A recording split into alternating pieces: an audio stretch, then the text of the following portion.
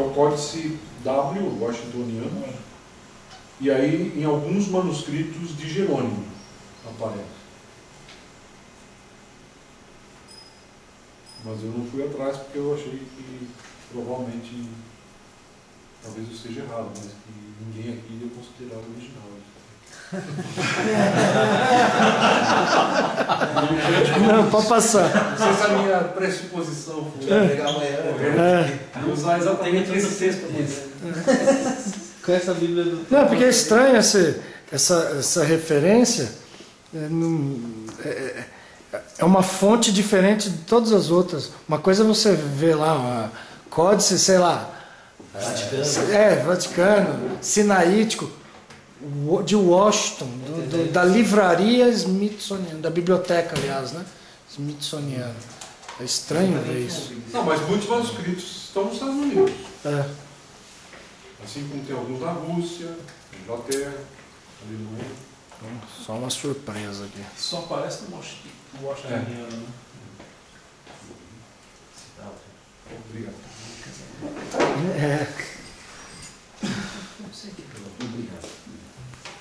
Eu espero que ninguém tenha pensado em fazer um teste hoje à tarde aqui, porque esse texto do final longo fala sobre beber coisas.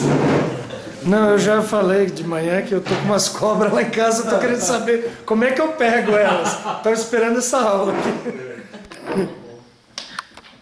Bom, e é claro, nós temos um final chamado abrupto. Esse é o mais simples de todos. É o 16:8. Efubuntu gar. E aí a tradução é elas estavam atemorizadas. Ou pois elas estavam atemorizadas. Também eu deveria até colocar o pois aqui no lugar, né? Estavam atemorizadas. Muita gente considera esse final impossível porque parece parou na metade. Estranho terminar com uma preposição, inclusive. Né? Terminar o evangelho com uma preposição, gar, que é uma preposição explicativa que normalmente estaria no começo de uma sentença, não no final. E aí tem um aspecto teológico também. Puxa, não tem nenhuma aparição de Jesus mencionada aí no 16:8. O que tem até o 16:1 até o 8, o que tem mencionado é o desaparecimento do corpo de Jesus. É o túmulo vazio, mas não tem nenhuma aparição. Mais ainda, Jesus manda elas avisarem os outros e elas fogem com medo, não falam nada para ninguém. Fica também estranho. Então, elas não contaram a notícia. Ele falou, vai lá fazer e depois elas não falaram nada. É claro que eventualmente elas contaram, né? Quem contou foi Marcos. Mas a gente sabe que Marcos provavelmente está pensando assim no aspecto mais imediato, né? Apavorado, né? A situação inesperada, então foi esse o resultado imediato. Mas é algo um tanto quanto curioso terminar o Evangelho assim. Eu diria que não é algo absolutamente surpreendente em relação ao que eu conheço de Marcos e da maneira pela qual ele trabalha o texto, mas é estranho também. Então a gente tem que considerar isso à luz do todo da questão aí. Como eu falei antes, muitos estudiosos hoje em dia tendem a pensar nessa possibilidade mesmo.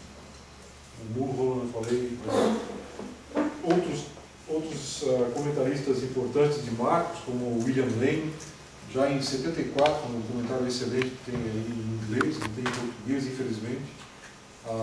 Nós temos muito poucos comentários bíblicos em português que valem a pena realmente ser pesquisados, infelizmente. Ele já em 74 colocava lá, no final é 16:8. Então essa é uma tendência hoje em dia também dos estudiosos aí. Bom, a gente vai voltar a isso, sim. Deixa eu perguntar então, aquela última que nós vimos agora, pouquíssimo gente aceita. Nem... Não conheço ninguém que aceita. Ok. E terminar no o final mais longo, é o maior grupo aceita esse daqui. Isso. E a menor quantidade seria o final abrupto. Uma minoria expressiva e crescente, diria, hoje em dia, de estudiosos. Estou pensando aqui em estudiosos, não estou pensando assim na massa do povo evangélico, estou pensando em estudiosos. Né? Então, em termos de peso, assim, fica entre o longo e o abrupto. O breve parece meio que difícil de aceitar, embora apareça em muitos manuscritos, mas já também apresentando uma certa dificuldade, porque ele vai junto com o longo, dando assim uma alternativa B, né? E esse outro, depois do 14, esse ninguém aceita. Né? Esse é um negócio, nossa, totalmente assim, corpo estranho. Né? Então fica entre esses dois aí, o longo e o abrupto. Eu chamo de abrupto para não confundir com o breve. Porque o breve é aquele entre 16:8 e 16:9. Então, para não confundir. Abrupto porque ele parece que termina no abrupto, no ar. Né? Faltou alguma coisa. Bom, essa é assim esse é o panorama da coisa. Né? Podemos, então, ir um pouquinho mais adiante aqui. Em termos de olhar para isso como um todo, o que surge são 4 teorias principais aqui. Uma primeira teoria afirma que o final foi acidentalmente perdido e que copistas posteriores tentaram criar um final mais adequado para Marte. Acidentalmente perdido. Como é que poderia ter acontecido isso? Aqui existe até uma lógica muito fácil de a gente seguir. Como é que eram os livros naquela época? Enrolados. Rolos. Papiros enrolados. Geralmente, a última parte ficava por cima. É a primeira que você pega para desenrolar a coisa. Ele é da esquerda para a direita. Se fosse hebraico, até, mas é a última parte. Então, com o tempo, poderia ter se desprendido, caído, quebrado. Papiro.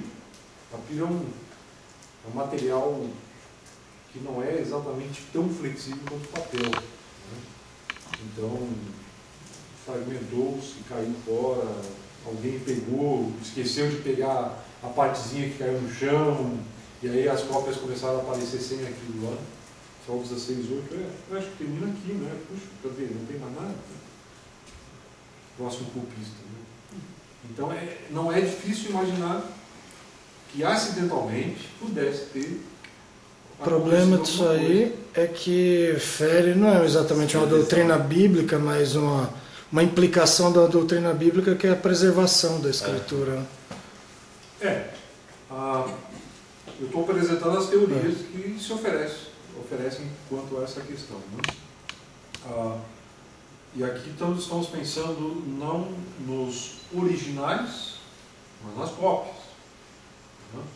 Ainda assim. Então aí você teria. Mas teria que ser uma coisa surgida bem lá atrás, né?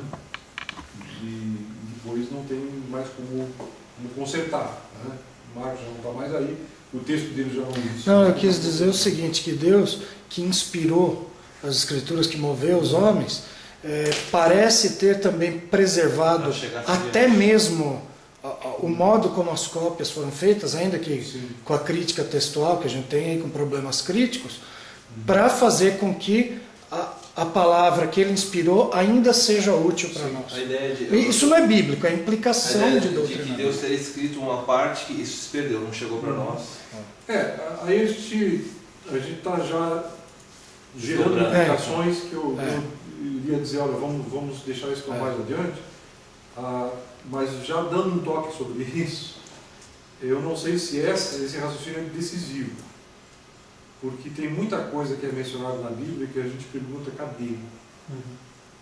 Cadê a carta que Paulo escreveu? Escreveu dizendo para... Cadê a carta Já que vos Paulo escrevi escreveu? em carta. Né? Como é que fica esse negócio? Puxa, mas não foi Paulo que escreveu? Né? Então tem algumas outras coisas que a gente também iria ter uma certa preocupação, mas e aí? Né? Eu não sei se é tão decisivo isso, mas a gente vai tentar ver isso depois de ver as coisas técnicas primeiro, só para organizar melhor o pensamento. Só para a gente saber que existe essa teoria, né? E que ela não é impossível em termos técnicos, né, de ter acontecido. Uma segunda teoria que é um pouco mais complicada é de que esse final de Marcos teria sido intencionalmente removido. Então, alguém não gostou e botou fora. Isso aqui não serve. Né? Por alguma razão, teria um copista achado que isso não era um final que se preze, né? E tentou inventar, criar algum outro final mais adequado. Então, aí você pergunta, não, mas os copistas eram sempre muito respeitosos ao texto. Nem sempre. Tem muita coisa que entra no texto que era nota de margem.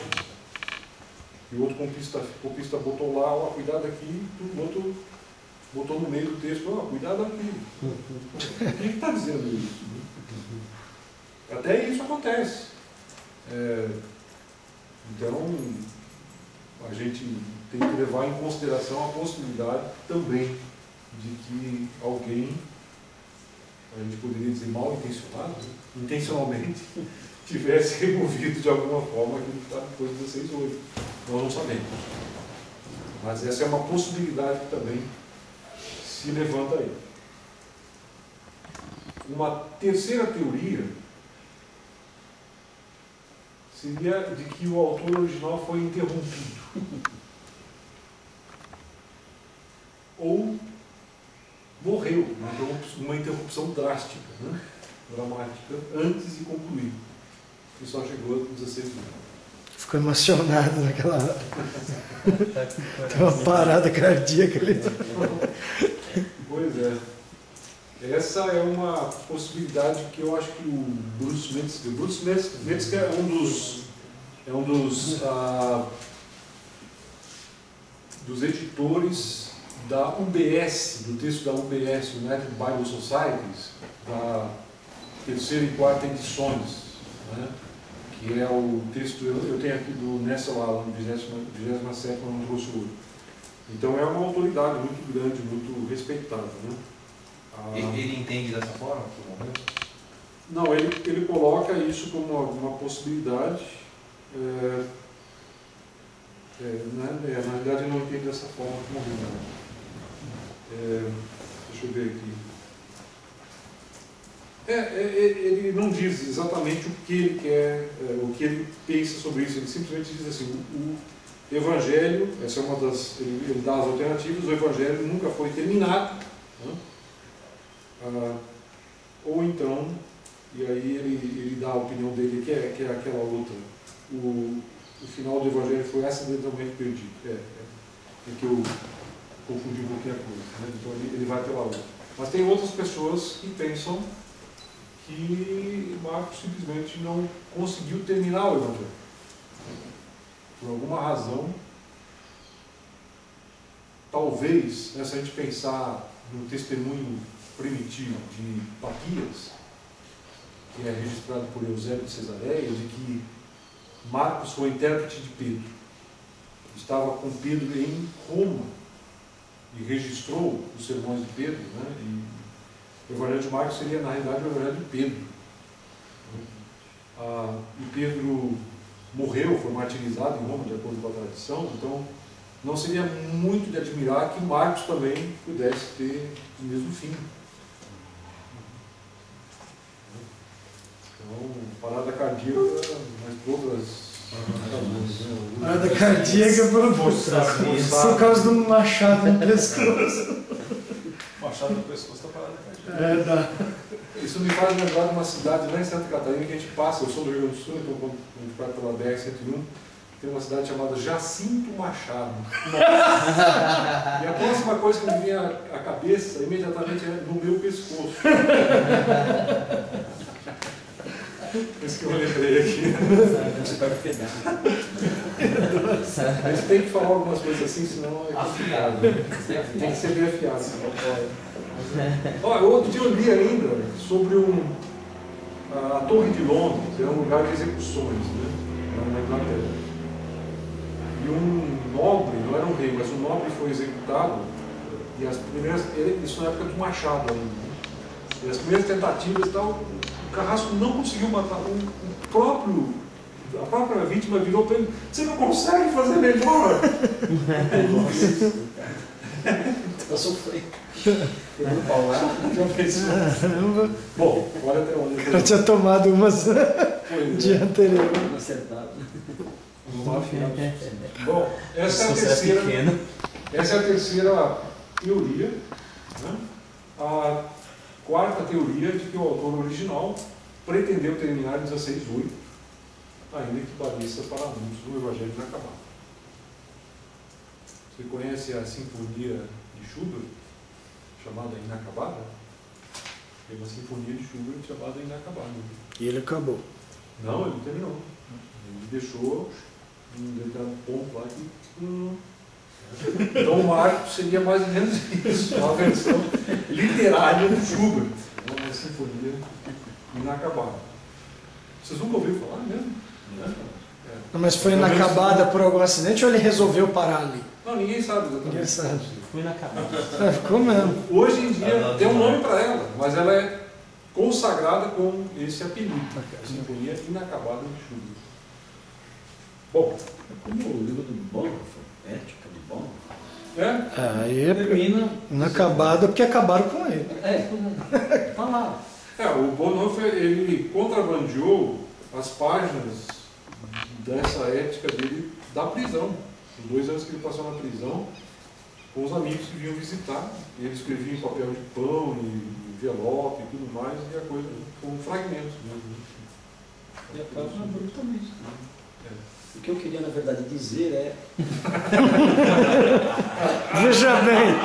Pior se acabasse com veja bem. Aí não prestava. Pelo menos ele não disse: olha, esqueça o que eu falei antes. Agora Eu vou falar o que é mesmo. eu queria. Bom, falando em conclusão, vamos aí um pouquinho mais adiante, falar um pouquinho então sobre as possibilidades mais razoáveis, né, que eu acho que são essas duas, o final longo e o final abrupto, né? Deixando de lado então as outras duas possibilidades que são dificilmente plausíveis, né? Então é claro que o final longo está aí, é um texto, vamos dizer, até certo ponto consagrado, porque ele já está aí nas nossas traduções, desde a primeira grande tradução da Bíblia em língua europeia, que foi o alemão, também a King James, né, em 1611, você tem esse final aí. Então já é uma coisa que tem uma história, pelo menos dentro do nosso contexto ocidental, bastante importante. Em termos de atestação para esse final, ele está numa vasta gama de manuscritos. Eu procurei não ser assim tão técnico colocar aqui os manuscritos, porque seria demais, né? Uma tarde de sábado, o calor e tudo mais, né? Mas você pode consultar aí no aparato crítico, tem, principalmente no aparato do Nessel Alan, ele coloca todas as possibilidades aqui, claro, com as abreviações, né? Então você tem aí um cabedal bastante bom de informações. Então tem uma atestação muito grande. Além disso, tem testemunhos independentes e autores já no segundo século. Então você tem aí Irineu, que no final do segundo século menciona o texto do final longo. Tem a possibilidade de Justino Mártir também, na metade do segundo século, ter feito isso. e essa é uma possibilidade que não está assim totalmente confirmada, porque ele faz assim um tipo de menção da coisa no meio de um texto que ele escreve. Não é comum entre esses autores do período dos apologistas e patrísticos depois, né? Está misturado com o que ele está dizendo no texto bíblico também. Então, parece que o vocabulário é muito próximo daquilo que está no 16:20. Tá? Então, ali tem alguns que pensam que ele está, de fato, citando no texto. Não tem uma citação literal? Não tem. Enquanto que Irineu, sim. Ele fala, como no final do mar e tal. Né? E aqui o Justino não. Estevam, parece que tem os mesmos manuscritos que estão apoiando os dois finais. Por exemplo, o Aleph apoia o final longo e o abrupto. Esse grego... Você tem variações, né? Tem variações do sinaítico que você está falando, né? O sinaítico tem versões diferentes. Então é por isso.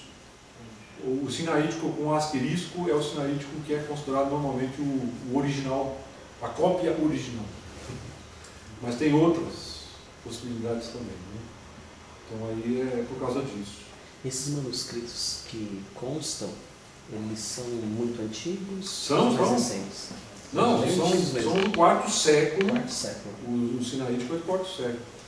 Agora, quer dizer, aí tem testemunhas que dão a entender que já existia isso antes do quarto século, já no segundo século. Sim.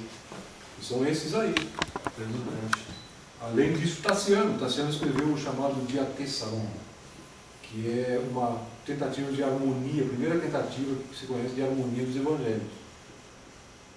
E ele botou lá no final, né, no final do segundo século, ele colocou lá também essa parte do 16:9 até o 20. Quer dizer, é um peso muito grande nesse sentido aí. Sim. Tem uma antiguidade bastante razoável para o final longo. Então, a conclusão que nós temos aí é de que a data deve ter sido dentro da metade do segundo século, ou seja, entre 100 até 150, porque ele já está em circulação por volta da metade do segundo século. Ele já é conhecido em diversos ambientes. Então, isso é uma coisa importante. Quer dizer, a antiguidade da coisa é perceptível. Tem uma história bastante importante.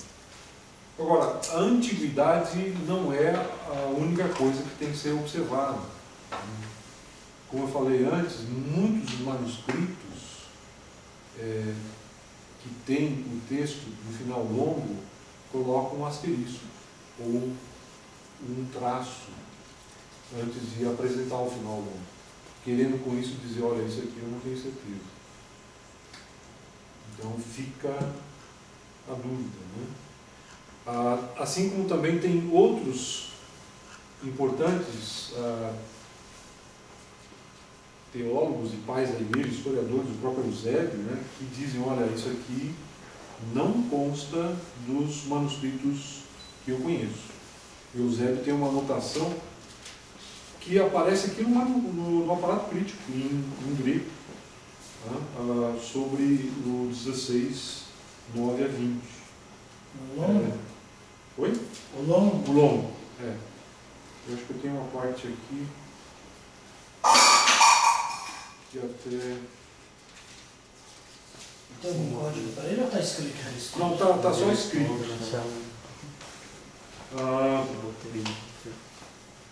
Deixa eu ver aqui. Aqui a gente tem que consultar o negócio. Eu não sei como é que está aí no software a coisa, né? Mas é o mesmo aparato. É do Nessa Bala? É. Então, no começo do aparato, logo a primeira parte em grego, que tem 3 linhas em grego, é uma citação de Eusébio. Inclusive com o nome dele ali, Eusébius Rho Pamphílio, está aqui no meio. Né? E ele diz que o texto no qual está o 16, depois do 16:8, 16:9 em diante, não consta dos principais manuscritos dos manuscritos que ele conhece.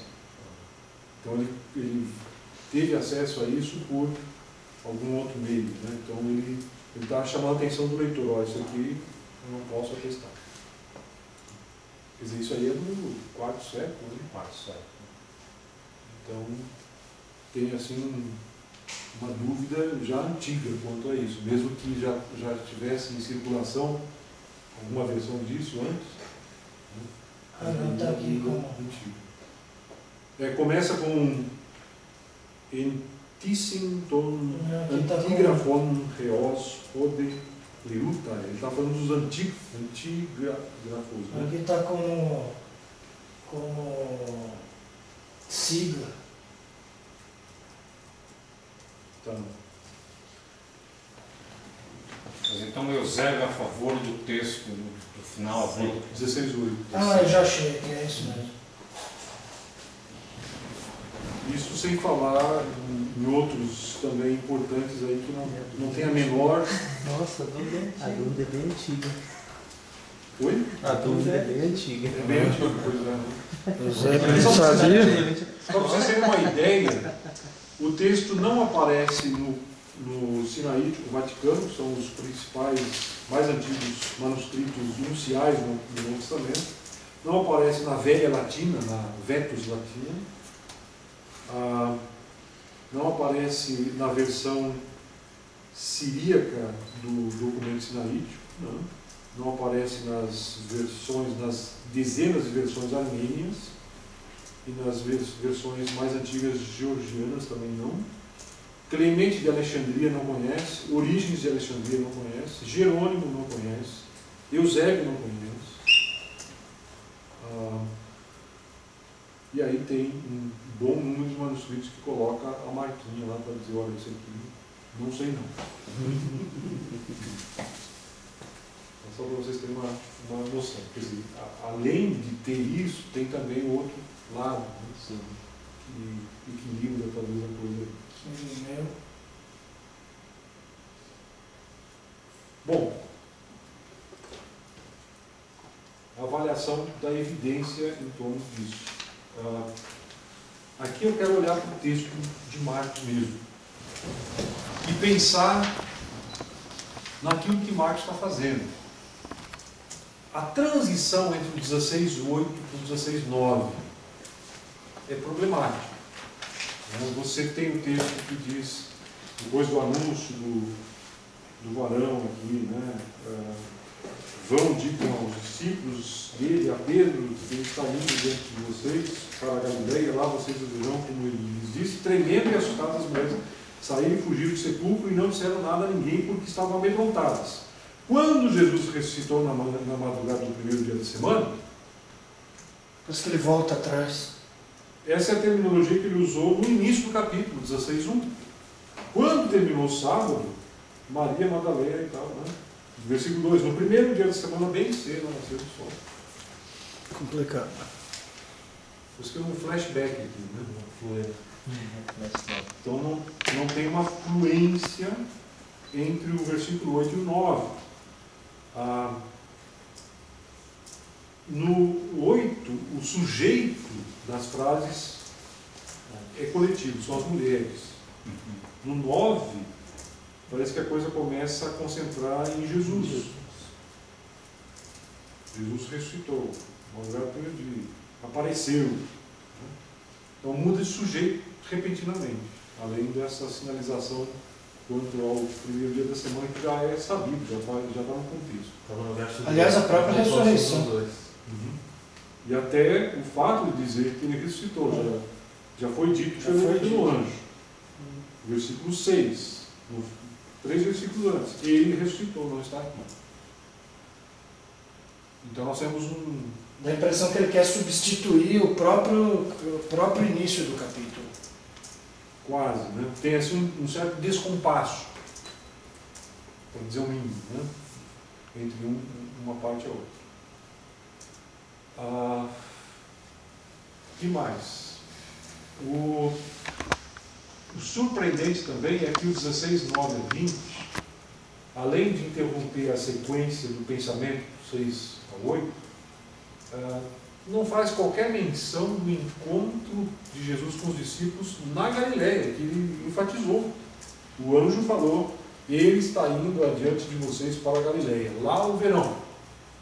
O lógico seria que quando Jesus se encontra com os discípulos ressuscitados, né, teria que ser dito: olha, então na Galileia, tal, se encontraram naquele monte. Mateus faz isso. Como em outro livro é feito.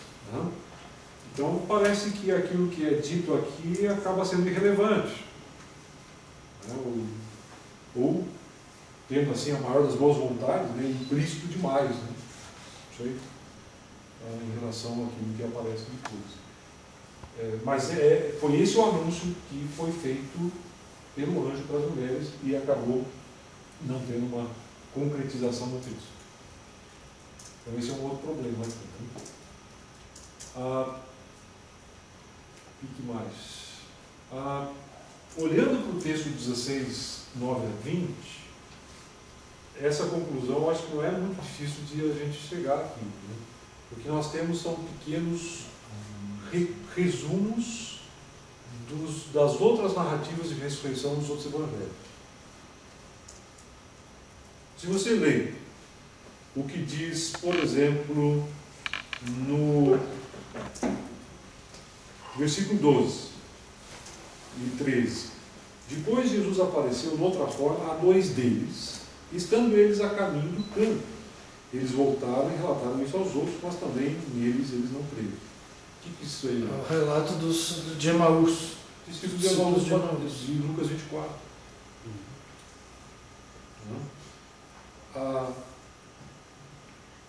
A ordem que é dada no 15 e 16, vão pelo mundo todo e preguem o Evangelho a todas as pessoas.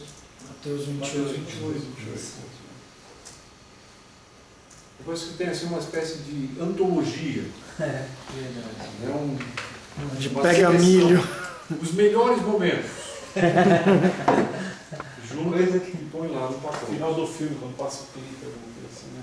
Os melhores momentos do filme. Flashes. Flashes. A impressão que dá é essa. Tem a melhor das boas vontades em relação ao texto. Né? Que tem uma certa tendência para a gente perceber alguma coisa nesse sentido. Outra coisa que chama a atenção, acho que eu nem coloquei aqui, é que Maria, que já foi apresentada no versículo 1 do capítulo 16, ela é reapresentada. Exatamente. Assim como a ressurreição. 16:1. Quando terminou o sábado, Maria Madalena, Salomé e Maria, mãe de Tiago, compraram especiarias aromáticas. Fica explicando quem é. Chega no 9, quando Jesus ressuscitou na madrugada do primeiro dia da semana, apareceu primeiramente a Maria Madalena, de quem havia expulsado 7 demônios. Explica. Já O expressou. RG dela é tal, o SIC é tal. Está com problema de Alzheimer. Alzheimer, teve um pequeno esquecimento. É memória. Já falei isso? Ah, tá, já falei isso. Exatamente, a memória mais imediata. Né? Veja bem. Estão percebendo? Tem aqui uma coisa estranha mesmo, né? Porque ele reapresenta Maria Madalena e esquece das outras, né? As outras até não tem mais qualquer destaque aqui. Inclusive com essa parte que não é mencionada antes em Marcos, de que ele havia expulsado 7 demônios dela. Isso não é apresentado em Marcos, em lugar nenhum. Porque no estilo de texto aqui ele está comentando como se já tivesse dito alguma coisa, lembrando, né?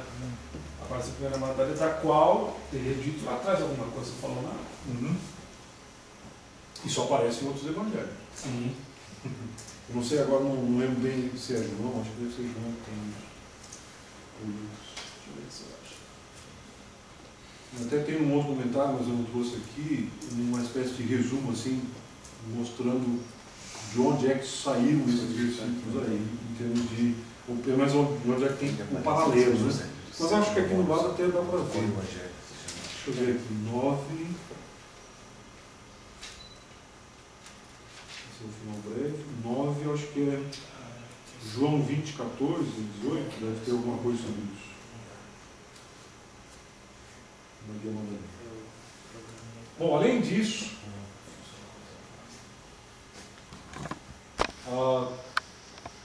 não tem como fugir da ideia de que nós temos uma coisa um pouco fragmentada aqui, né? Que vai de um assunto para o outro assim, muito rapidamente. Não tem uma sequência. A maior parte, vamos dizer assim, de fluência maior no texto é quando vai do 14 em diante falando sobre os discípulos, mas antes disso é assim, coisa quebrada, né? Aqui e ali, encadeando as coisas sem uma fluência maior em termos de elaboração do assunto, que seria talvez mais natural dentro de um contexto como uma narrativa sobre a ressurreição. Então, aquilo que a gente poderia chamar de um mosaico, que seria assim, meio de natureza secundária, porque aconteceu e tal, mas aí depois veio aquela outra coisa e tal, né? Não é muito característico de Marcos isso. Ele sempre vai concentrar numa narrativa em que ele vai dar mais ênfase àquilo.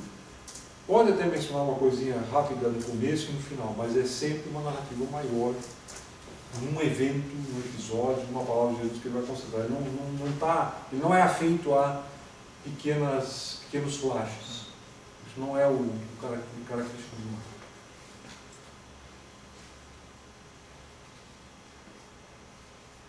Bom, e aí vem mais perguntas, né? O que a gente faz em cima disso aí? E essa seria, então, a parte aqui que a gente pode conversar, colocar um pouquinho das ideias e talvez até esclarecer alguma outra coisa, né? Eu não quero privá-los de dizer o que eu penso. Eu acho que naquilo que eu vejo, né, apesar de não poder ser taxativo na coisa, eu tenho dificuldades em aceitar o final longo como sendo autêntico e original, embora seja antigo, né? E como eu já falei antes, quer dizer, os próprios textos mais antigos colocam a ressalva em relação ao texto do final longo. Então, de uma ou duas coisas a gente poderia ter aí uma certa suspeita. Primeiro, de que Marcos realmente pensou em terminar o texto aí, né? Ou que a coisa não pode ser concluída a contento. Eu não sei se eu iria assim, ir por essa ideia do Metzger de que talvez o mais provável seria a perda do final. Até o Thomas até perguntou sobre isso, expressou uma preocupação, né? Não sei se isso seria tão razoável, pensando na possibilidade de ter, quem sabe, outras cópias, só se a gente pensasse mesmo no original, né? Porque teria uma única cópia da qual saiu esse texto incompleto, certamente teria outras cópias que teriam sido feitas. Uma coisa que não foi dito, mas que, apesar de eu nunca eu ter visto esse comentário crítico, algo que sempre me fez pôr meio em dúvida esse final, é a presença de doutrinas que me parecem heterodoxas demais. Algo que não encontra... O teor teológico do texto. Hã? O teor teológico do texto. Exatamente. Algo que não encontra, a não ser coisas que eu nunca tinha pensado, resuminhos de outros finais, aqueles textos lá sobre o veneno, sobre a cobra, não encontra outro paralelo nenhum. E não só não encontra paralelo, mas não encontra nem sequer fundamentos disso, a não ser naquele relato de Paulo, que ele foi mordido por uma serpente. Não tem nenhum paralelo para isso, e aliás parece contradizer a ideia. Tem até o efeito prático, quando ele fala assim, vão acompanhar os que o seguem. Nós os seguimos, nós vamos na prática, pegar se realmente vai, se eu pegar na sequência eu não vou Não, eu soube de uma seita nos Estados Unidos que manuseia cobras lá. A maioria dos líderes, 90% morreu picado de cobra. Se você é visitante, você chega na porta dessa igreja e fica no Kentucky. No estado de Kentucky, nas montanhas chamadas Appalachians, que é uma espécie de grupo de igrejas ali chamado de Snake Handlers, manuseadores de serpentes, manipuladores de serpentes. Então você chega na igreja, visitante, eles dão para você uma Bíblia, um inário e uma cascavel. Tem que começar com uma minhoquinha. Você vai. Come 2 caras. E aí, parte da liturgia tem a cascavel. Manuseando a cobra? Ou a cobra te manuseia. Você fica lá cantando, então é a cobra enrolada. Basicamente isso. Essa igreja funciona assim. Só que muita gente segue o povo tudo não está crescendo, né? Tem um cemitério, o maior cemitério do mundo é essa igreja. O tema evangelista, aceita Jesus hoje. Aí logo. Mas se o visitante morrer também não era assim que não. Olha. Então, não preciso nem pensar nesse aspecto prático, né? Que é absurdo. Mas não há paralelo, nem com a lógica. Parece ser de fora da. Tem o seguinte aqui, a lógica interna do texto faz com que o leitor perceba que a palavra de Jesus, a suposta palavra de Jesus, de que estes sinais acompanharão aqueles que creem, está se referindo aos apóstolos que de incrédulos passam a crentes nessa situação. Agora eles veem o Jesus ressurreto, vivo. Aí nesse caso encontraria uma prova até em Paulo. Aí você tem nos Atos dos Apóstolos uma confirmação de algumas dessas coisas, pelo menos. Né? O paralelo com a ideia do sinal você tem claramente no Evangelho de João. Uma linguagem hiperbólica não pode ser como se tiver fé, ordenará esse monte e ele se lançará ao mar. Como Paulo em 1 Coríntios 13, que parece que ele usa uma hipérbole. Parece não se encaixar. Não, aqui eu acho que é difícil você usar isso como uma figura de linguagem. Embora resolvesse aí, aplicando para os apóstolos, seria forçar a ideia do texto. Ele falou vão acompanhar aqueles que crerem. Então, ele não fechou nesse grupo. Aí a alegação seria assim, vocês estão forçando o texto a dizer algo que não está. Ele está dizendo, vai acompanhar aqueles que crerem. Eu tenho a impressão que os argumentos melhores são esses que você expressou como evidências de que de fato não consta no texto original, porque a lógica do próprio texto em si, penso que não há problemas com ela. Essas coisas aqui, na igreja da época a gente tem alguns relatos, acho que o problema não está no texto em si, mas nesses testemunhos, manuscritos, etc. A própria crítica em si, né? Do versículo 8 para frente já tem uma outra situação. Então, mas eu diria que a aplicação seria só então para o período de Atos, esse texto, esse trecho. Eu acho que a questão que o irmão levantou é pertinente. Você poderia tranquilamente encaixar isso aqui com o livro de Atos e outras coisas, e até as possibilidades diferentes até de perspectiva em relação a isso cabem aqui, se você quiser. Está falando dos apóstolos, está falando deles passarem da situação de incrédulos para crentes, agora em que Jesus ressuscitou. Então, esses sinais acompanham os apóstolos. No livro de Atos, são eles que fazem os sinais, inclusive. Estavam direitinho dentro disso.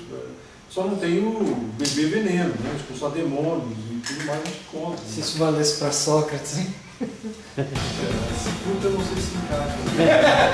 Por uma questão cronológica. De acordo com o Agostinho, o Platão seria conhecimento do Salomão.